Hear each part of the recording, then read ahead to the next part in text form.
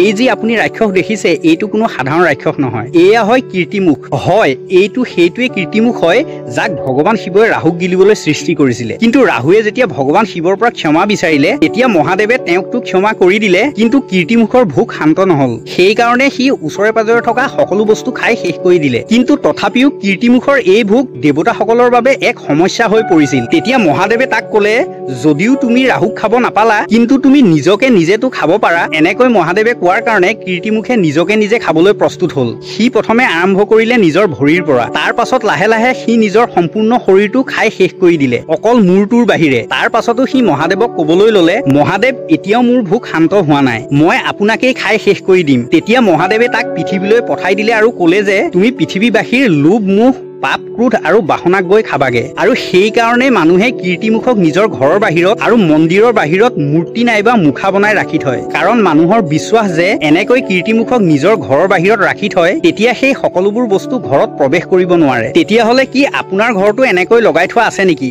যদি আছে কমেণ্টত হৰ হৰ মহাদেৱ নিশ্চয় লিখিব। হৰ হৰ মহাদেৱ।